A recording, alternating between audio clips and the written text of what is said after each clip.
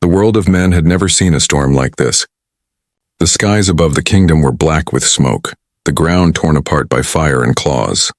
Villages that once sang with life now screamed with silence, their stones burned to ash. The great armies of the human kings had fought and fallen, leaving only broken banners in the mud. Yet even as despair spread across the land, one man still stood among the ruins. His name was Arik, a knight who had never known fear, and when others bowed their heads, he raised his sword higher. The demons had come without warning. For years, whispers of their queen filled taverns and temples, stories of a woman not quite mortal and not quite beast. They said her skin burned red like fire, her wings could blot out the sun, and her horns crowned her like a goddess of ruin. No human had seen her and lived to tell. Yet Arik now found himself on a battlefield where the impossible was about to become real. The clash came at dawn. Armored humans charged into ranks of howling demons, steel against flame. Arik fought at the front, cutting through beasts larger than any horse, his sword ringing with sparks. For every ally that fell, he struck harder, refusing to give ground. But as the battle stretched, shadows gathered, and from the smoke she descended. The Demon Queen. She landed like thunder, her wings spreading wide, casting him in darkness. Her eyes glowed like molten gold, and when she stepped forward, the battlefield froze. Even demons bowed, their snarls turning silent. Arik gripped his sword tighter, sweat dripping, but he did not run. His voice rose above the silence. "If you want this world, you'll have to take it from me." The queen tilted her head, curious. No human had ever spoken to her like that. She walked closer, her heels echoing across stone and bone, and for a moment Arik thought the end had come. Her hand lifted, a clawed finger tracing the air as if deciding how best to end him. But then something flickered in her gaze. Instead of striking, she smiled. "You are not like the rest," she said, her voice rich as thunder, soft as silk. "You stand when all others kneel." Arik raised his sword higher, though his chest heaved with exhaustion. "Then kill me and be done with it." Her wings shifted, shadows folding around her like a cloak. Instead of death, her hand lowered to his chest plate, resting gently over his heart. He tensed, but her touch was cool, not burning. The queen leaned closer, eyes locked on his. "Perhaps," she whispered, "you deserve something more." The battlefield had stopped moving, demons and men alike watching in disbelief. The queen of fire and ruin, bending close to a single mortal knight. Arik's heart pounded, yet he did not lower his gaze. The air between them seemed to hum, and though he was ready for her claws, her words cut sharper than any blade. "I will grant you 3 wishes, human," she said. "Use them well, and you may change not only your fate, but mine." The war paused that day. For the first time, the queen did not kill. For the first time, a human was offered power by the most feared being alive. And Arik, standing beneath her shadow, realized his life and the world would never be the same again. The silence on the battlefield did not last long. After her words, the Demon Queen raised her wings, and with a single beat, the fires around them roared higher. The air itself bent to her command, and before Arik could speak, the world blurred. In the blink of an eye, he was no longer standing on torn earth among the corpses of men and demons. He was in a vast hall of black marble and golden light. It was her throne room. Tall columns reached up into shadows, and fire burned in braziers without wood or oil. The walls were carved with the faces of demons, twisted in both agony and triumph. At the far end of the hall, upon a throne of dark stone shaped like claws, the queen sat. Her horns gleamed in the glow, her golden eyes watching him closely. The weight of her presence pressed down on him, yet Arik did not kneel. "You stand in my court now," she said softly. Her voice echoed, filling the chamber as if the hall itself spoke with her. "Here every creature kneels. Every general of mine bows their head. Every rival who dares step before me breaks in fear. Yet you remain standing." Arik tightened his grip on his sword, though he sensed it would do him no good here. "You brought me here.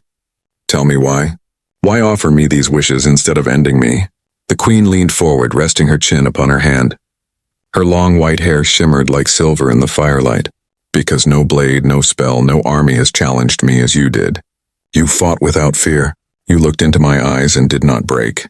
That is rare, even among demons, and I am tired of things that break too easily." Her words carried something he did not expect, not threat but curiosity. She rose slowly, her crimson form glowing in the light. When she stepped down from her throne, the hall seemed smaller, as if the walls leaned closer.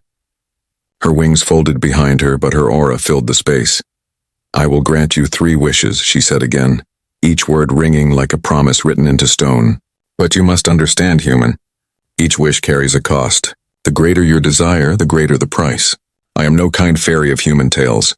I am the queen of demons. My gifts are sharp and they cut both ways." Arik felt his chest tighten.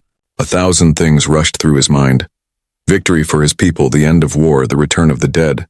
Yet he saw the faint smile on her lips, the dangerous curve of her words, and he knew it was not so simple. "What if I refuse?" he asked.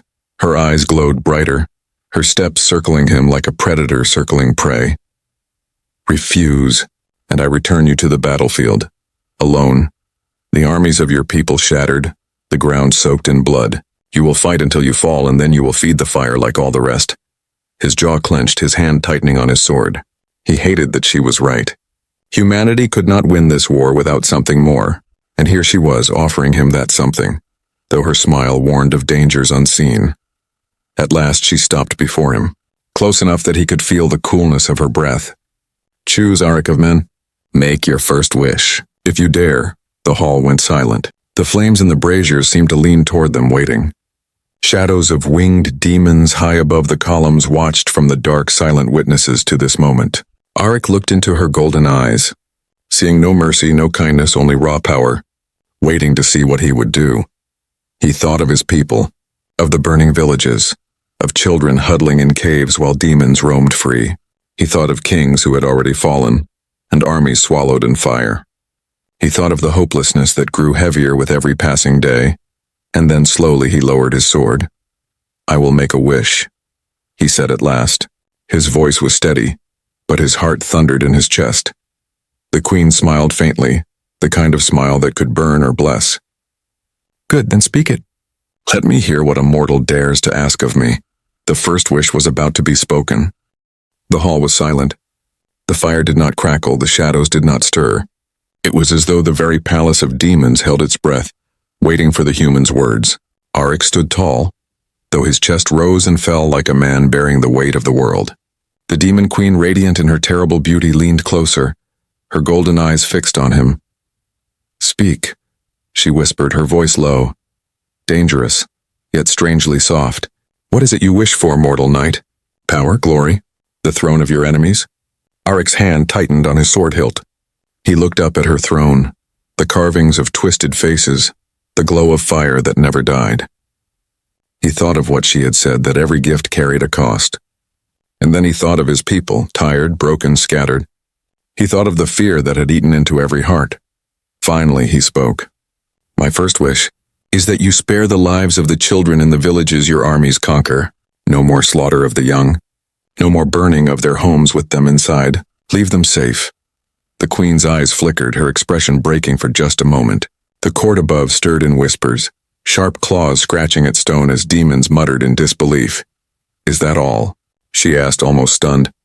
"You could ask for a kingdom. You could ask for a blade to kill me. You could ask for the death of every demon in this realm, and you ask for children?" Arik did not flinch. "Because if they live, then we live. If they are safe, hope remains. That is worth more than any crown." The hall grew restless. Shadows writhed above the columns, voices hissing in languages not meant for human ears. Yet the queen did not answer them. She stared at him, and something strange flickered in her gaze. Her lips parted, but no threat came. Instead, a warmth rose in her cheeks, subtle at first, then brighter, the faintest shade of crimson darkening her already red skin. The demon queen was blushing. No one had ever seen it before. Not her generals, not her enemies, not even the oldest demon who had watched her rise. She, the ruler who had made kings kneel and whole armies shiver, stood with her gaze locked on a single human, and felt heat in her face. "You," she began, her voice lower now, unsteady in a way she had never known. "You are either the greatest fool I have met or the bravest." Arik gave a small, tired smile. "Perhaps both." The hall erupted in noise. Demons shouted from above, their voices outraged. "A waste of a wish," some roared. "He mocks you," cried others. "Strike him down before he poisons you with his weakness." The queen's wings flared wide, silencing them at once. She turned back to Arik, her blush not fading. For the first time, she felt a sharp beat in her chest, a rhythm she thought long dead. The way he looked at her, steady, unafraid. Asking not for himself but for others was unlike anything she had ever known. "Your wish is granted," she said at last, her voice steady again but softer than before. "From this day forward no child of man shall be touched by my armies. They will live, though their elders may fall. This I swear, and what I swear cannot be broken." The air shimmered with the weight of her words. The promise bound itself into the stones of the hall, into the fire itself. Demons hissed and growled, angry, but none dared to challenge her command. Auric bowed his head slightly, though he did not kneel. "Then my first wish is done." The queen studied him, her golden eyes bright. "And it has left its mark upon me," she murmured almost to herself. She turned back toward her throne, though her wings trembled faintly as she sat. For the first time in centuries, the demon queen felt something she could not name. Not anger, not hunger, not power. Something else. Something that made her heart pound. And it had come not from war, not from fear, but from a simple human knight who had wished to save children. The queen's words echoed through the vast throne room like a spell carved into stone. "No child of man shall be touched by my armies." Her decree bound itself in fire and shadow, and even the most ancient demons felt its weight press down on them. They hissed in anger, their wings scraping against the pillars as whispers turned into snarls. Auric stood still, his hand still resting on the hilt of his sword, his heart thundering. He had expected her to laugh, perhaps even strike him down for wasting a wish. Instead, she had blushed. Instead, she had given her word before all her people. And now he could see it in their faces, hatred, not just for him, but for the change he had brought into their queen. Later, when the fires of the hall dimmed and the queen retreated to her private chambers, the whispers grew darker. In the high arches of the court, among the wings and horns of her gathered council, plans began to stir. "She is losing herself," one demon growled, its voice like stone breaking. "That mortal has poisoned her judgment." "A single man," another spat, claws clicking against the floor. "He dares stand beside her throne as if he is her equal. If this continues, she will forget what it means to rule." The strongest of them, a general whose horns were broken at the tips from countless battles, leaned forward. His eyes glowed with fire. "Do you not see? This is no blessing. It is a curse. She who has never bent her will now bends her promise for the sake of human children. What comes next? Will she grant them mercy? Will she spare their kings?" The demons muttered, their voices slithering through the shadows. Yet none dared speak openly against her, not yet. For though she had blushed, though she had made a vow, she was still the queen, and her wrath could burn them all. Far below the throne, in chambers of stone lit by dim torches, Auric was led to his quarters. They were not cells, yet they were not chambers of honor either. The walls were smooth, the bed of black silk, and the door guarded by silent demons with blades longer than he was tall. He did not rest. His mind was heavy with the sound of whispers he had heard echoing even in the hall. He knew enough of courts and kings to understand. Power invited envy. Weakness invited blades in the dark. He had seen nobles turn on their rulers for less than this. And here, in a realm ruled by monsters, his very presence had sown discord. As the night deepened, a voice came through the iron door. Not the harsh tone of a guard, but a whisper, low and careful. "Human, do you truly believe she favors you?" Auric did not answer at first. He stood in the shadows, hand on his sword, his eyes narrowed. The voice continued. "You think your wish was noble, but it has weakened her rule. Demons do not follow a queen who spares her enemies. They follow strength, fear, blood. And you have planted a seed of doubt in every heart here." Auric stepped closer to the door, his voice steady. "If they hate me, let them. I did not come here for their approval." A faint laugh echoed. "Then you will die here, knight. And when you fall, she will learn what it means to care for something fragile. Perhaps that is the true punishment you have given her." The voice faded, leaving only silence. Auric stood still for a long time, his chest heavy. For the first time, he realized the danger was not only outside, in the human lands burning under demon fire. The danger was here, within these walls where shadows moved and daggers waited. And in her chamber, the queen sat alone, staring into a mirror of obsidian. Her face was calm, her golden eyes steady, but her hand lifted to her cheek, remembering the strange warmth that had spread there when the human spoke. She hated it, yet she could not forget it. For the first time in centuries, the queen wondered if she herself was beginning to change. Days passed within the queen's palace, though Auric never grew used to it. The walls seemed alive, carved with faces that sometimes looked as if they breathed. Shadows followed him no matter where he went. Guards stood like statues, watching him with silent hatred.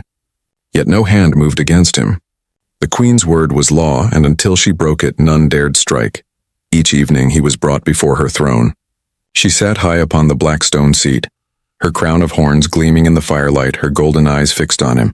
She never rushed him, never demanded his next wish. Instead, she watched. She asked questions not about battles, but about people. How humans lived, why they sang around fires at night, why mothers would starve themselves so children could eat, why fathers built homes they might never live to see finished. Auric answered simply as best he could. And though her face was calm, he sometimes thought he saw the faintest flicker in her eyes, like someone glimpsing a world they had never known. But her court grew restless. Murmurs spread through the palace. Some demons claimed the queen was bewitched, others that she planned to use the human as a tool. Yet none knew for sure, and all waited for his second wish. It came on the 7th night. The queen leaned forward on her throne, her voice rolling through the vast chamber. Human champion, you have 2 wishes left. Speak and I will give you what you desire. But remember, each gift has its cost. Auric stood tall, though his body still bore the marks of battle. He thought of the war outside these walls, of villages still burning though children now were spared. He thought of his people still fighting without hope. And then he raised his voice. My second wish is this, that your armies leave the villages and fields of humans untouched. No fire upon their homes, no theft of their crops. If war must continue, let it be only between warriors. Let the people live. The hall erupted at once. Demons screamed in outrage, their wings beating against the pillars, their voices rising like a storm. Some leapt to their feet, claws flashing, demanding his death. Impossible, one general roared. He seeks to bind our hands. Your Majesty, this weakens us, shouted another. Without their food, without their fear, they will rise against us stronger than before. The queen's eyes burned. She rose from her throne, her wings snapping wide, and the noise silenced at once. Her gaze fell upon Auric, and though her face was calm, her golden eyes blazed like molten fire. Do you understand what you ask? She said, her voice echoing through the hall. You ask me to spare not only children, but every farmer, every family, every soul who hides behind warriors. You would strip me of the weapons of fear and famine. Do you understand the cost? Auric met her gaze. His voice did not shake. I do, and still I ask it. Let battle remain battle. Do not make war upon the innocent. The queen's lips parted as if to strike him down with words, but then she froze. Around them her generals waited, expecting fury. But instead her eyes softened, if only slightly. She saw no greed in him, no hunger for thrones or glory. Only a stubborn, unbreakable will to protect others. Her chest tightened, the strange heat rising again in her cheeks. She hated that feeling, yet could not fight it. Very well, she said at last, her voice low but firm. Your second wish is granted. My armies will not touch the homes and fields of humans. They will fight only warriors. The innocent will live. A shock rippled through the court. Some demons lowered their heads in disbelief, others clenched their claws in rage. But none could deny her decree. The law of their queen was unbreakable. Auric bowed his head slightly. Then my second wish is done. But as he turned, he felt it. The burning stares of every demon in the hall. Hatred sharpened in their eyes. To them he was no longer just a curiosity. He was a threat, a poison that bent their queen's will. And poison, in the demon realm, was always hunted. High above, in the shadows of the rafters, the broken-horned general whispered to his allies. Enough, this mortal has gone too far. If our queen will not act, then we must. Before he makes his third wish, the night must die, the plots had begun.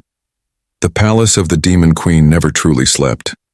Even in the deepest hours of night, the walls glowed faintly with fire that never burned out, and the sound of wings or claws echoed through its endless halls.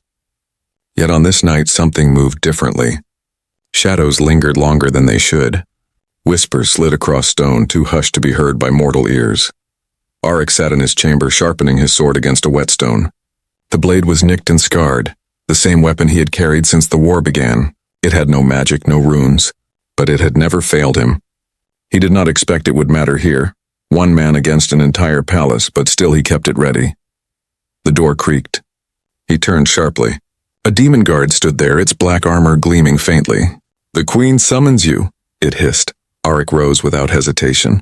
Yet as he stepped into the corridor, his instincts tensed. The halls were darker than before. The usual pairs of guards were gone. He walked in silence, the demon leading him deeper into the heart of the palace where no torches burned. Then it came. A hiss, a rush of movement. Arik spun just in time to block a clawed strike aimed for his throat. Sparks flew as his blade met steel, and three figures lunged from the shadows. Their horns were wrapped in iron, their faces hidden behind masks, their weapons dripping with venom. "Traitor's pet," one snarled. "You end here." Arik's heart pounded, but he moved with the calm of a soldier who had fought too long to fear death. He ducked, slashed upward, and felt his blade bite into one demon's arm. It shrieked, stumbling back, but the others pressed harder. Steel rang against claws. Arik fought like a cornered wolf, each strike precise, each step measured. But he was only a man, and they were demons bred for war. The corridor filled with the sound of battle, steel on stone, roars echoing. Then a voice cut through the chaos. "Enough." The air shook. A blast of fire ripped across the corridor, throwing the masked demons back like dry leaves in a storm. Arik staggered, shielding his face from the heat. When the flames cleared, she stood there, the queen. Her wings filled the hall, her golden eyes burning brighter than the torches that had been snuffed out. She looked at the assassins, and her voice turned colder than death. "You dare raise blades in my palace without my command." The demons fell to their knees, trembling under her gaze. One tried to speak, but no words came. She raised her hand, and with a flick of her fingers, shadows rose from the floor and coiled around their throats. In an instant, their bodies crumbled into ash, leaving only silence. The queen turned then, her eyes falling on Arik. He was breathing hard, his armor dented, his sword trembling slightly in his hand. Yet he still stood, still unbroken. "They came for me," he said quietly. "But they would have taken you too. This was not only my death they wanted." Her gaze softened for just a moment, though her face remained stern. She stepped closer, her hand brushing his shoulder, checking the blood on his armor. "You are wounded." "Only a scratch." Her eyes lingered on him longer than she should have allowed. Then her wings folded back and her voice grew strong again. "The betrayal is clear. My court rots with ambition. They think me weak because I honored your wishes." Arik met her gaze, steady and unyielding. "Then let them come. If they seek to end me, they will find my blade waiting." Her lips curved faintly, the smallest trace of something between pride and warmth. "You are a fool, human, but perhaps a necessary one." She turned away, her voice echoing down the corridor. "From this night forward, you do not leave my side. If they want you, they must face me first."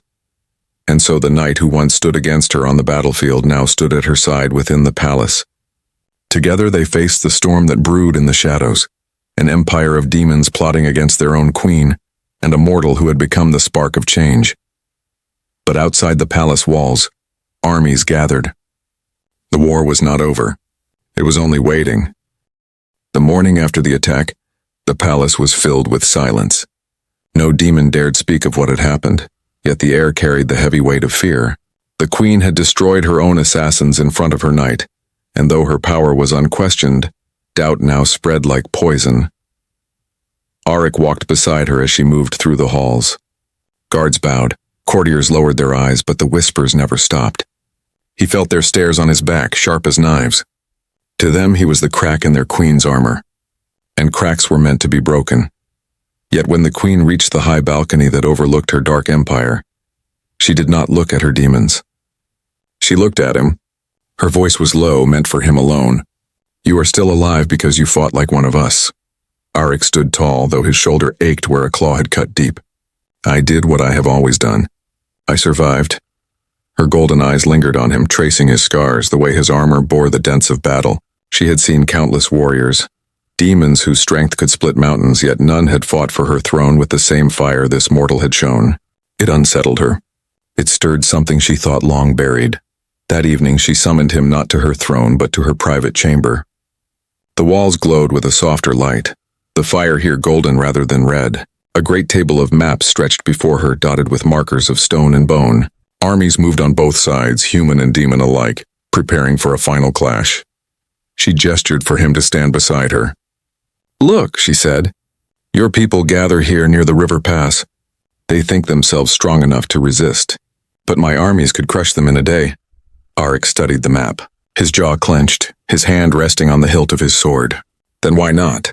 Why wait?" Her lips curved faintly, though her eyes stayed sharp.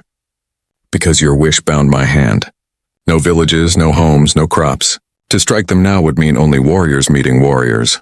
And though I do not fear it, I wonder if I should." He glanced at her, surprised. "You doubt yourself?" Her wings shifted, the shadows flickering against the walls. "Not doubt, curiosity, a war fought only with blades. Perhaps that would show me who truly deserves this world." For a long moment they stood in silence. Then Arik spoke, his voice steady. "If that is what you seek, then stand beside me when it comes.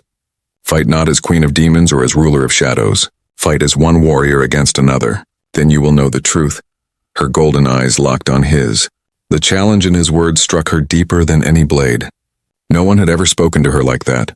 Not her generals, not her lords, not her enemies. She was always above, untouchable, feared. But this man, he treated her as equal, daring her to rise or fall by her own strength. Slowly, she stepped closer. He did not retreat. Her hand lifted, brushing across his chest plate, stopping at the scar beneath his collar. Her claws did not cut. Instead, her touch was careful, tracing the line of old wounds. "You are bound in blood," she whispered. "Not mine, not demon, but your own. You bleed, and yet you do not stop. You burn, and yet you do not fall. Perhaps that is why I cannot kill you." Arik met her gaze, unflinching. "Or perhaps," he said quietly, "it is because you do not wish to." Her hand froze for an instant. Then, to his surprise, she laughed softly. The sound low and dangerous, yet not cruel. "Be careful, knight. Words like that can cost more than blood." Still, she did not pull away. For the first time, she allowed herself to stand close to someone not as ruler and subject, not as predator and prey, but as two beings bound by a strange and fragile thread. That night, the whispers in the palace grew louder. Demons spoke of their queen's closeness to the human, of the way her eyes followed him, of the way she allowed him into her chambers. Some said she was bewitched, others said she was falling. But to Arik and the queen, standing over maps of war, those whispers no longer mattered. What mattered was the bond forged in blood and fire, a bond strong enough to shake an empire. And beyond the palace walls, the drums of war grew louder. The drums of war rolled across both realms. From the mountains of men came banners of blue and silver, torn but unbroken, carried by warriors who had lost everything yet still marched. From the valleys of the demons rose the roar of horns, their armies blackening the land like a tide of fire and shadow. The world itself seemed to tremble beneath their steps. At the heart of the storm stood the queen's palace, and within it, two figures who had once been enemies. The demon queen, draped in her crimson light, and Arik, the last knight of a broken kingdom, looked down upon the map where fate was written in lines of blood. "They come for you," Arik said, his finger tracing the human forces gathering at the river. "Not just my people. Other kingdoms, other banners. Men who never stood together now march as one. They will not stop." Her golden eyes studied the map, her wings casting long shadows over the table. "And mine will not yield. The demons march to prove their strength, to silence the doubt I allowed to grow. They want blood to wash away weakness." Arik looked at her, his voice steady. "Then when this battle begins, there will be no hiding. No whispers. Only truth." The queen's lips curved faintly, not in mockery, but in something closer to pride. "And you, human? Will you stand at my side when the world breaks?" His hand closed on the hilt of his sword. "I will stand wherever hope demands me to." Outside the palace walls, preparations filled every street. Demons forged weapons in fire that never cooled, sharpening claws of steel, carving runes into armor. War beasts howled in chains, ready to be unleashed. The skies grew dark as flocks of winged soldiers gathered, their shadows blotting out the sun. Far to the north, human armies lit campfires that burned like stars across the plain. Men sang songs of defiance, their voices rough but steady. Some prayed, some sharpened spears, others wept quietly for the homes they had left behind. They all knew this battle would decide everything. But in the palace, another tension grew. The queen's generals pressed her in the council chamber, their voices sharp with fury. "You grow weak," one snarled. "Two wishes granted, both binding us, both stripping away our weapons. You have chained your own armies to the will of this mortal. If you do not crush him, you will lose not only this war but your throne." The queen rose, her wings flaring wide, her voice shaking the chamber. "Enough, you will not question me again. The human is mine. His fate is bound to mine, and through him the fate of this war." The demons bowed their heads, but their eyes burned with hatred. In their silence, Auric heard the promise of more betrayal. That night, as the palace darkened, the queen stood alone on the high balcony. The wind whipped through her hair, her eyes glowing like suns in the shadows. Auric joined her, his armor catching the faint firelight. For a long moment, neither spoke. Finally, she said, "When the battle begins, many will die. Perhaps even I." Auric turned to her, his voice calm, steady. "Then I will die beside you." Her heart tightened. She had heard countless oaths, countless vows, yet never one that struck her so deeply. She turned her gaze away, but the warmth in her cheeks betrayed her. She, the queen of demons who had crushed empires, now stood shaken by a single mortal's promise. Far below, horns sounded. The armies had begun to march. The queen spread her wings, their shadows falling across the balcony like a cloak. "It begins," she whispered. Auric drew his sword, the steel catching the firelight. "Then let it end with truth." And as the sun rose blood-red over the horizon, the two armies of men and demons moved toward the greatest battle the world had ever seen. The battlefield stretched as far as the eye could see. On one side, the banners of men rippled in the wind, their ranks lined with spears, shields, and weary faces. On the other, the armies of demons darkened the plain, their wings blotting out the sun, their roars shaking the ground. Between them lay silence, the heavy breath before a storm. At the center stood Auric and the demon queen, their figures lit by the rising sun. The armies waited for her command, for his defiance, for the clash that would end the world as they knew it. The queen raised her hand, and her voice thundered across the field. "Today, strength will decide. No lies, no whispers, no blades in the dark. Only warriors will fight. Let the weak flee or fall." The ground shook as both sides roared, the war beginning with a sound like thunder. Men and demons charged, steel and flame colliding. The earth split beneath the weight of their fury. Auric fought at the front, his sword flashing, his body moving with the strength of desperation. Around him, men cried out, demons shrieked, and the plain became a storm of blood and fire. Through it all, the queen's wings blazed above the battle, her golden eyes shining like suns. She fought not as a ruler, but as a warrior. Tearing through enemy ranks with her claws and fire, she was unstoppable. Yet in the chaos, Auric saw her stumble. An arrow glowing with holy light struck her shoulder. He cut down two demons that rushed him, then pushed through the fray to reach her. "You're hurt," he shouted over the clash of steel. "It is nothing," she growled, snapping the arrow shaft and letting blood flow. Yet even as she fought, her armies faltered. Her generals hesitated, their loyalty broken by doubt. On the other side, human kings shouted orders, pressing their advantage. Auric looked at the battle and knew it. Neither side would survive. Men and demons would tear each other apart until nothing was left but ruins. And in that moment he understood. His third wish was not for victory nor for his own life. It was for something greater. He turned to her, gripping her arm. "Listen to me."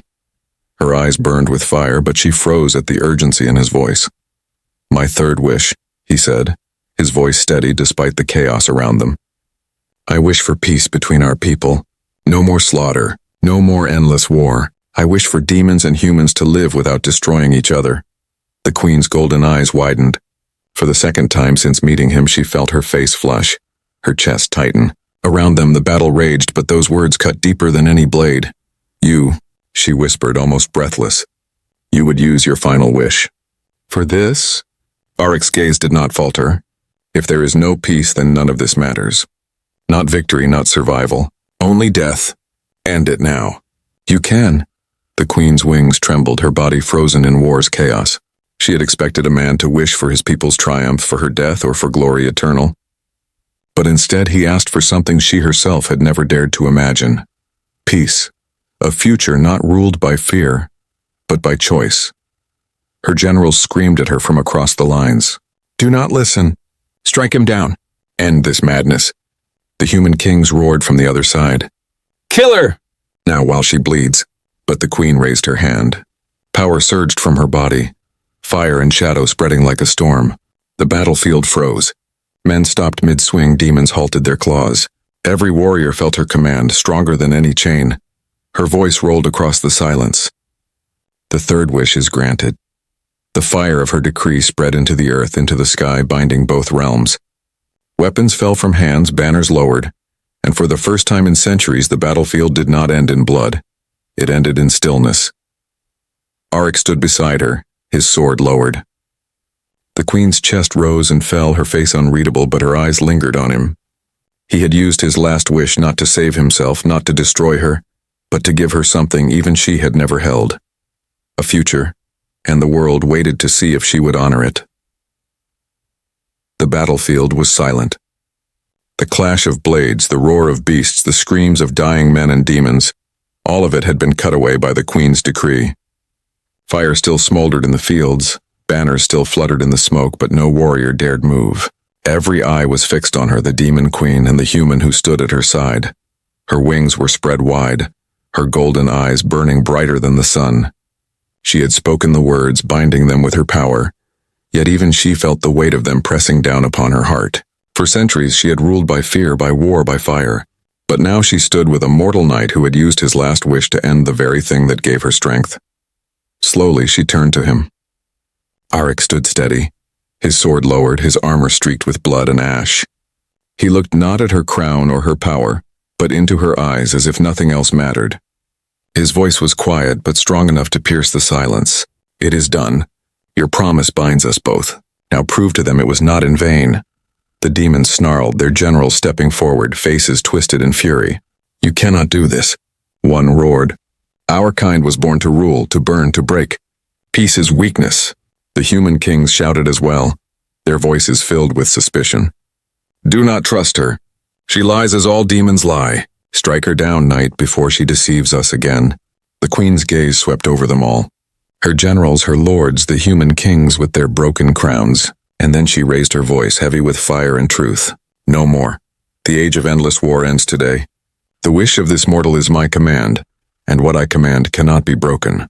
You will not harm the innocent. You will not slaughter the helpless. If you defy me, then face my wrath."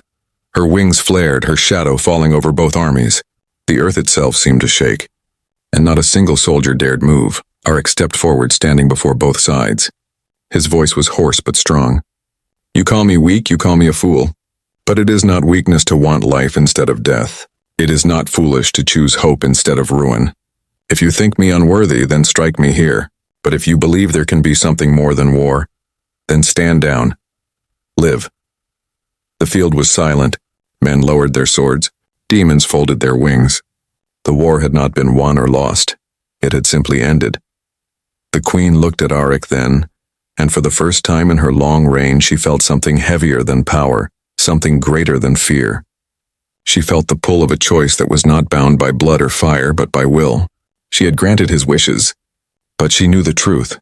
He had changed her more than any magic could. When the armies withdrew and the smoke cleared, a fragile peace began. Villages rose again from ash, fields bloomed without fear of burning, and children laughed under skies no longer darkened by wings. Demons no longer stalked the innocent, but turned their fury to building and guarding their own. It was not easy. Suspicion lingered, hatred smoldered, but the war had ended. On the balcony of her palace, the queen stood with Arik at her side. The horizon was golden with dawn, not red with flame. She looked at him, her lips curving faintly. "You gave me what I did not know I longed for. Not victory, not power, but something else." Arik turned, meeting her gaze. "And what is that?" Her cheeks warmed, the faint blush returning. "A future." For the first time, the demon queen lowered her head, not in defeat but in respect. And beside her, the human champion stood not as prisoner, not as enemy, but as equal. The tale of their three wishes spread across both realms, not as legend of war, but as the story of how a single knight and a queen of fire ended centuries of blood, and in the silence after war the world began again.